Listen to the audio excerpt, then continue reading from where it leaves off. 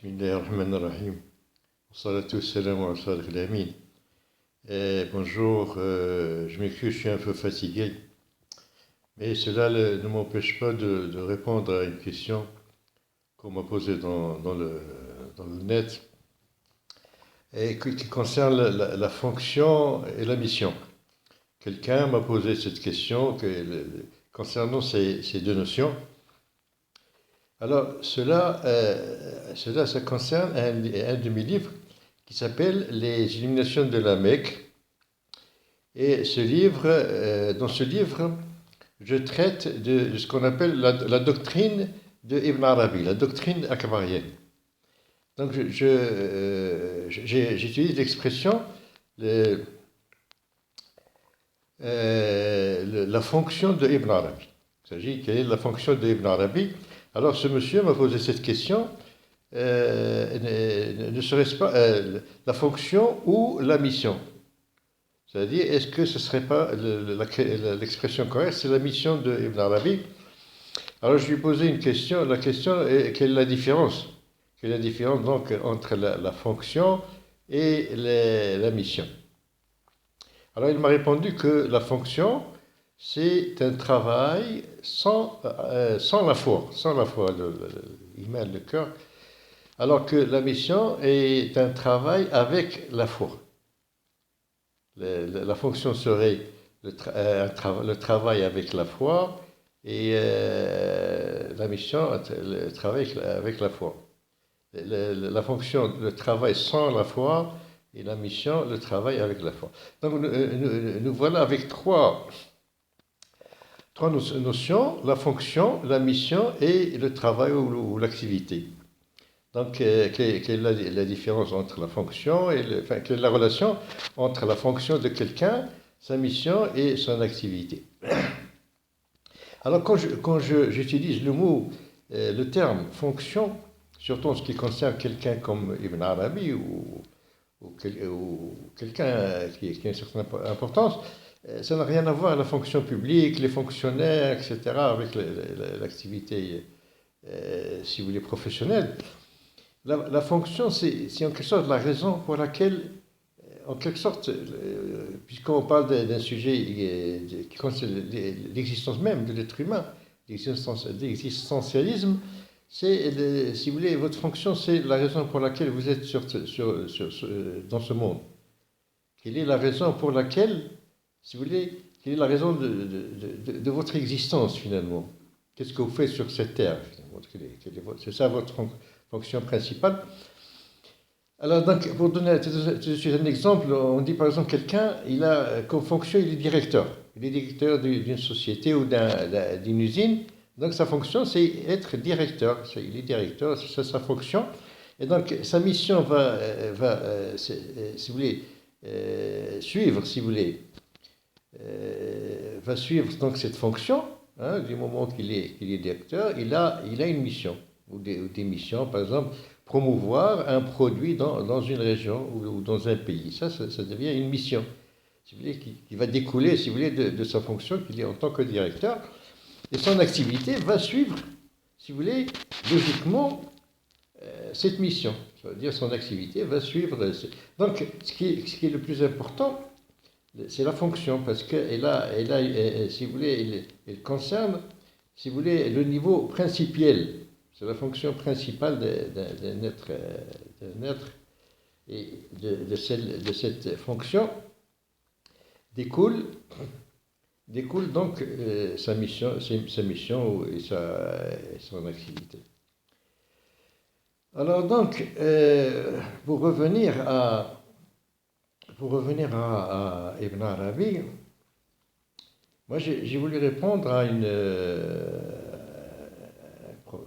question qui concerne donc la doctrine de Ibn Arabi.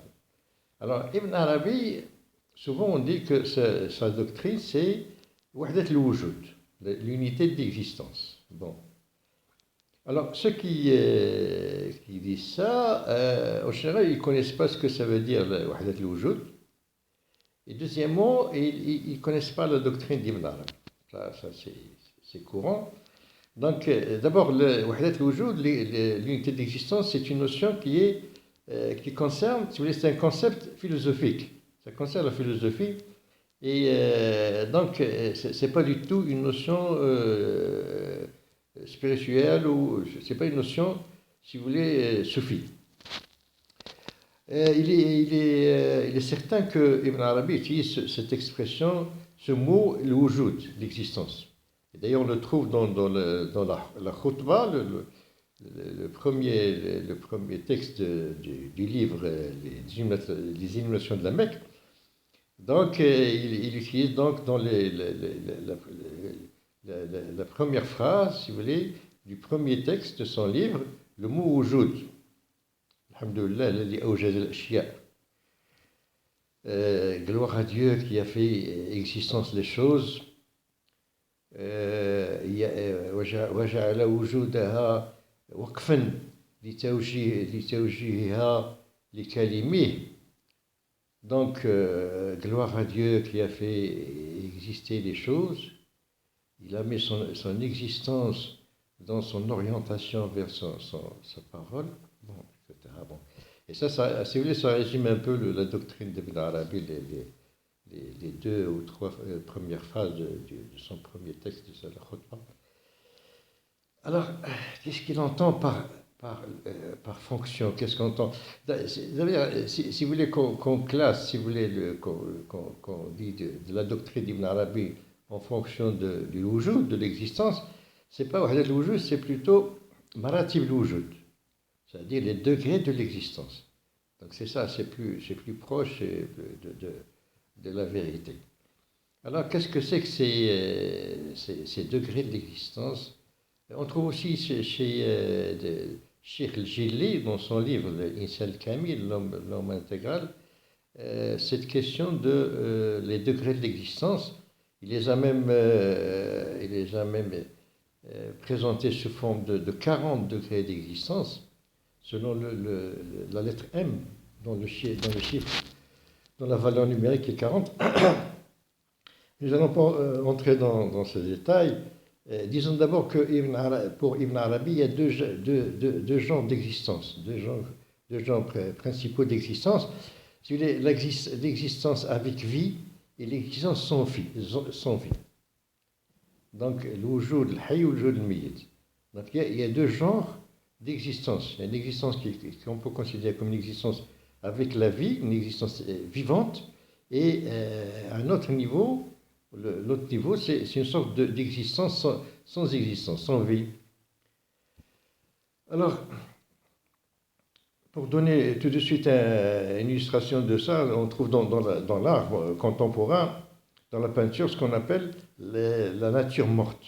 La nature morte, c'est, par exemple, dans un tableau, vous trouvez une pomme, elle a l'air d'une pomme, une vraie pomme, mais c'est une pomme morte qui n'a pas d'existence. Donc, c'est pas comme une pomme vivante que vous pouvez voir, toucher, surtout manger. Donc, ça nous donne un peu ça veut dire, c'est une idée de ça. Alors, donc, la fonction, donc, l'existence d'un être et sa fonction, d'abord la fonction. La fonction, selon cette théorie, cette doctrine, la fonction, c'est, si vous voulez, c'est la représentation, la fonction d'un être quelconque, c'est sa représentation de la réalité divine sur cette terre. C'est-à-dire, dans chaque créature, c'est une ayah. C'est un signe, c'est un renvoi vers le Créateur. Chaque créature, si vous voulez, n'est que le reflet du Créateur. Donc, qui témoigne, si vous voulez aussi, c'est un témoin de la créativité divine. C'est comme l'expression Khalif Abdullah fi Ardih, donc le représentant de Dieu sur terre. Donc chaque créature, parce que le créateur, si vous voulez, il signe sa création. Chaque fois qu'il fait une création, comme un artiste, comme ce qu'on appelle les vêtements signés, donc qui appartiennent à une marque. Donc, La fonction, votre fonction, c'est en tant que signe de Dieu sur terre. Voilà votre fonction principale. Alors, pour donner un exemple de ça, on peut citer par exemple la Kaaba de la Mecque. Cette Kaaba, elle a une fonction. Quelle est cette fonction? C'est de représenter un principe divin qui s'appelle la maison de Dieu, Baytullah al-Haram. Sa fonction, c'est de représenter un principe supérieur. Ici, c'est le principe de maison, de demeure de Dieu. Alors, la vie, alors qu'est-ce qu'on entend par la vie ici? La vie d'un être, c'est d'être conscient de sa fonction principale. C'est-à-dire chacun être a une fonction donc principale qui est en rapport avec sa relation avec le divin. Et donc quelqu'un qui est conscient de sa fonction divine est quelqu'un qui est vivant. Quelqu'un qui n'est pas conscient de sa fonction divine, c'est quelqu'un de mort. C'est considéré comme quelqu'un qui n'existe pas. Alors, la meilleure façon de traiter ce sujet, c'est donc de faire appel aux lettres, à l'alphabet arabe, et surtout à la lettre si vous voulez, qui est synthèse de toutes les autres, c'est le alif. Le alif, c'est un simple trait. Vous pouvez donc l'écrire sur une ardoise, avec la craie sur un tableau. Donc c'est un simple trait vertical, vertical, oui, un trait vertical comme ça. Et ce trait, le alif, il représente quel principe, quelle est sa fonction? Il représente la ahadiyya. Ça veut dire, il représente Dieu selon le principe d'une unité fondamentale, l'unité originelle. Si vous voulez, il représente l'absolu. Ça, c'est sa fonction. La fonction du alif, c'est de représenter la ahadiyya, l'unité divine. Bon. Ça, c'est sa fonction principale. Mais maintenant, ce alif, sans cette fonction, c'est quelque chose qui n'est pas vivante. Si vous voulez, le alif n'est pas vivant tant qu'il ne remplit pas, si vous voulez, cette fonction. Parce qu'un alif, un simple trait, vous pouvez le dessiner sur un tableau et puis l'effacer tout de suite, comme s'il n'a jamais existé. Donc, quand il est coupé de sa fonction, c'est quelque chose si vous voulez, qui est éphémère, son existence, comme il n'a pas de raison, alors que quand il remplit sa fonction, il s'éternise en quelque sorte, parce qu'il représente l'éternité. Donc, il représente, si vous voulez, l'existence, si vous voulez, en quelque chose éternel. Il s'éternise en remplissant sa fonction. Alors, pour vous, pour chacun de nous, donc, il a une fonction qui est, donc, il est ayatullah, il est signe de Dieu. C'est la signature de Dieu. Et chacun est unique dans son genre. Donc, c'est une unique aussi sa création. Chaque création est unique dans son genre. Donc, vous êtes une sorte de signature de Dieu. Mais votre mission, c'est justement de vous-même apporter votre signature à cette fonction.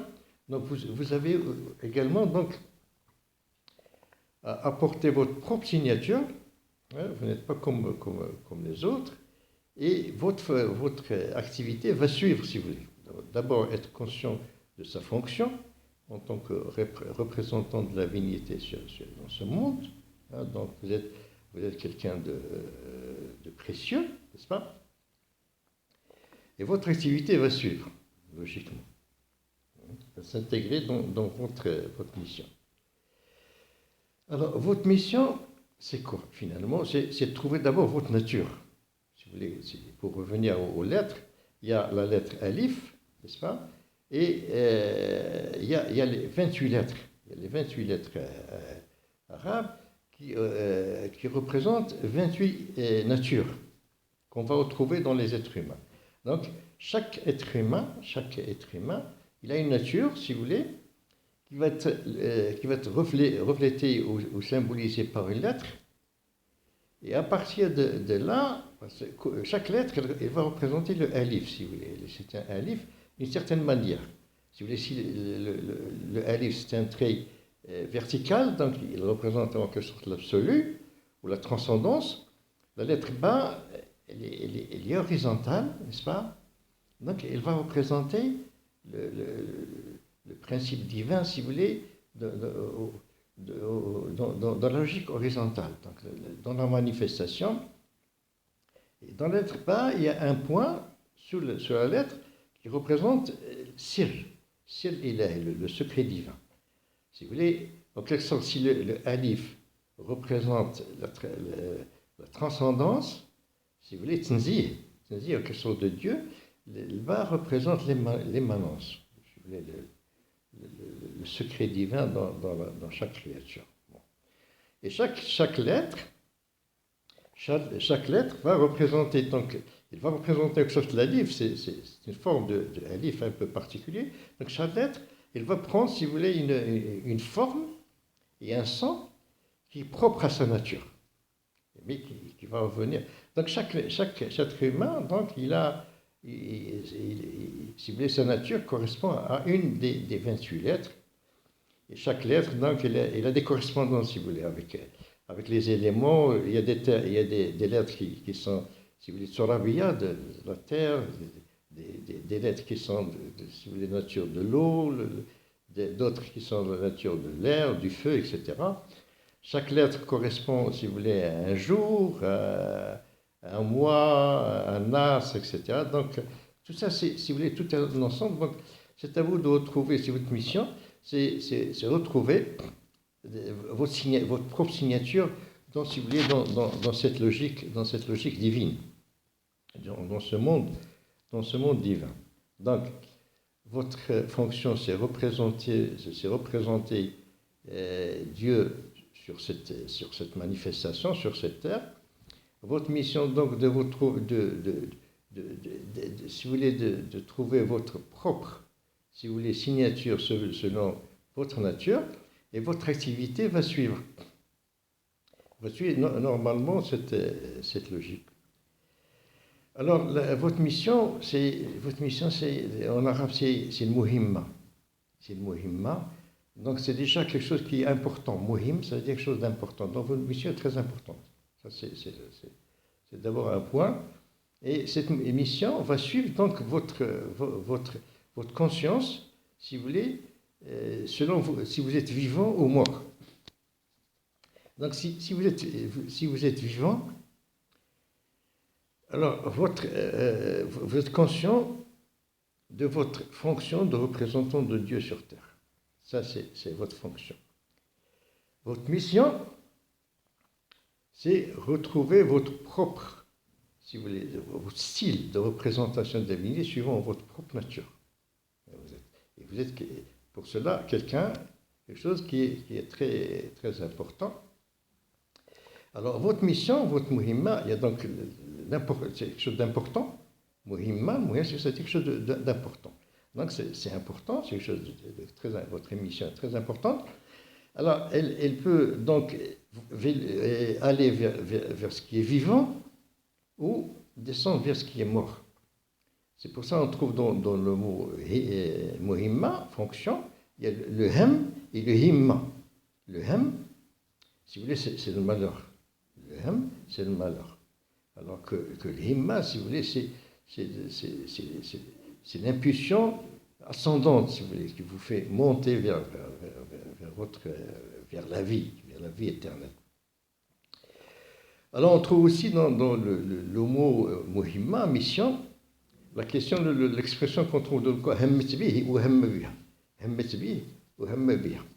Donc là, il y a une relation entre les gens, entre l'homme et la femme, entre le plus et le moins, la sexualité. Lui, enfin, c'est un peu comme lui, elle le drague et lui, il la drague, etc. Donc, on est dans cette conjugaison, si vous voulez, qui vous emmène dans une logique horizontale. C'est-à-dire, je fais ceci, je ne le fais pas, je fais un projet, je ne le fais pas, je vais sortir, je ne vais pas sortir, je vais voyager à droite, je vais voyager à gauche. Toujours, vous êtes sur un axe horizontal en train de, si vous voulez, votre activité, il y a une grande activité, si vous voulez, mentale et physique, mais finalement, vous faites c'est comme s'il n'y a rien. C'est-à-dire, vous faites vous êtes, si vous voulez, dans une activité qui est morte, comme si vous ne faites rien du tout. Alors que votre destinée se trouve sur la ligne verticale. C'est-à-dire, ou bien vous montez vers Himmel Aliyah, donc vers l'ascension, vers la vie éternelle, ou bien vous tendez vers Shehwa al-Khafiyya.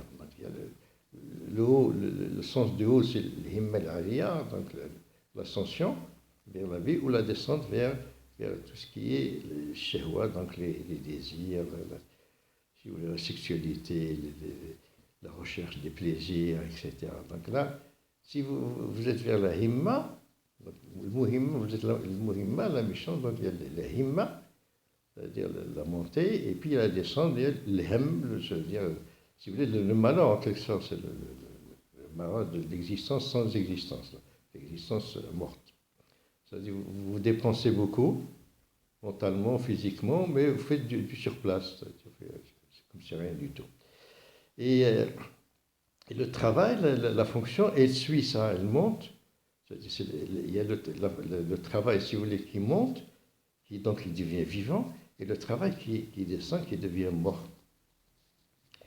Alors, le travail vivant, il y a deux choses. Il y a le travail lui-même, et il y a la parole, le kalima. Et c'est le travail, le Coran dit, إليه يصعد الكلم الطيب. إليه يصعد الكلم الطيب. La bonne parole monte vers Dieu. Et puis, والعمل الصالح يرفعه. والعمل الصالح يرفعه. Le bon travail, le travail correct, Dieu le soulève. Donc, si vous faites un travail, quelle est la différence entre un travail bon, salih, et un travail qui n'est pas bon? La différence entre un travail vivant et un travail mort. C'est-à-dire, chaque travail, c'est la même chose. Votre activité, c'est la même chose. C'est les mêmes gestes, si vous voulez. C'est la même activité. Seulement, quand il est vivant, ça veut dire elle est faite pour... Cela dépend de l'intensité niya. C'est-à-dire, si vous faites un travail dont l'intention c'est Oujallah, c'est un travail dans l'intention, si vous voulez, de l'offrir à Dieu. Donc, c'est un travail qui... Dieu le fait monter. Hein? Dieu le fait monter parce que vous le faites pour lui. Donc, chaque geste que vous faites, si vous voulez, chaque travail, si vous donnez de l'aumône, ça dépend, c'est le même travail, mais ça dépend de votre intention. Est-ce que c'est pour le visage de Dieu? Est-ce que vous l'offrez à Dieu? Donc, Dieu, il est content donc de ce travail, il le soulève, il devient quelque chose de céleste. Il n'est pas... Alors que si vous donnez de l'aumône, avec une intention, si vous voulez, de profiter de quelque chose terrestre, c'est un travail qui est mort. Il ne vaut rien. Voilà, c'est éphémère. Donc, chaque geste que vous faites, chaque travail, chaque action, si vous avez l'intention, c'est dépendant de l'intention, si vous êtes pour Dieu, donc c'est un travail qui est vivant, donc il va monter, Dieu va le monter. C'est Dieu qui le fait monter. Donc Dieu va le monter parce que vous l'offrez à Dieu, donc il a tendance à monter, Dieu l'accepte.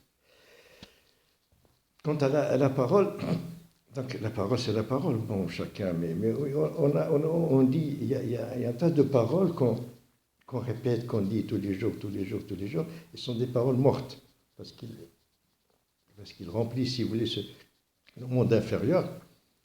Si vous voulez, ils font partie un peu du désordre, si vous voulez, des vagues. La vague, le désordre, c'est quelque chose qui est éphémère et Dieu l'efface. Tout ce qui est, si vous voulez, toute action, toutes nos actions, c'est un peu la poubelle, quoi, une poubelle divine, comme dans l'ordinateur. Et tout ce qui n'est pas pour Dieu, il est effacé, si vous voulez, il est brûlé. Mais ce qui reste, c'est ce qui est pour Dieu, c'est ce que vous faites pour Dieu. Alors, il est Yas'ad al-Kalim al-Tayyib. À Dieu montre la bonne parole. Pourquoi? Parce que le mot déjà kalim, kalima, parole, il y a trois lettres, kaf, lam, mim. Kaf, lam, mim, déjà, il y a une ontologie, si vous voulez, les degrés, voilà, on retrouve un peu cette notion de degré de l'existence. Le même mot, si vous voulez, la même parole, elle a trois niveaux, le kalim, kalima, donc la parole. Il y a un peu plus loin, en changeant un peu la lettre, vous allez trouver kalima, vous allez trouver le monde angélique, Malak, Kalim, Malak et Malik. Donc vous avez trois mondes, le monde de la manifestation, le monde intermédiaire et le monde divin. Parce que le Malik c'est le roi c'est Dieu. Donc vous avez Kalim, Kalima, Kalim, parole, donc au niveau de la manifestation. Et là, vous allez trouver Malak, ange, donc le monde angélique, et au haut, c'est le monde divin, le Malik. On dit aussi le royaume, le bas le royaume, et le haut la royauté, c'est-à-dire le royaume de Dieu. Donc le même mot, si vous voulez, le même principe, il a deux niveaux. C'est pour ça que Kalima Taïba, elle monte. Le mot, la bonne parole monte. On trouve aussi une image dans le Coran de l'arbre. Kalima Taïba, Kashajar Taïba. Le bon mot, ou la bonne parole, comme l'arbre. L'arbre, donc les racines sur terre et la partie supérieure dans le ciel. Et cette kalima, elle est identifiée par les soufis, le kalima tawhid, la parole de l'unité qui est la ilaha illallah. Ça, c'est le kalima tayyiba, la bonne parole. Donc, la bonne parole qui va monter, la parole vivante, c'est le dhikr. C'est l'invocation de Dieu. Et c'est pour ça dans le Coran, on dit Fi buyutin adinallah an turfa. Dans les maisons où il y a le dhikr, ces maisons deviennent soulevées. Toute la maison, ce n'est pas uniquement le dhikr qui est soulevé, parce que le dhikr est soulevé par nature. Tout votre monde, c'est-à-dire la maison où vous êtes, vous-même, vos habits, etc., votre famille, il remonte, parce que c'est il remonte avec le mot, avec le dhikr. Et donc, toute votre existence devient quelque chose de céleste. Vous évoluez sur cette terre, mais vous comptez sur le monde où vous comptez dans le monde céleste. Et c'est pour ça, tout ce que vous faites est vivant. Vous êtes quelqu'un de vivant parce que vous êtes conscient de votre fonction, n'est-ce pas? Votre mission, c'est donc de retrouver votre propre nature avec laquelle vous allez exprimer la divinité, votre signature dans le monde divin, dans le monde terrestre, le monde divin. Et votre travail est soulevé, votre activité est soulevée, si vous voulez, votre parole est soulevée. Donc vous devenez quelqu'un de céleste.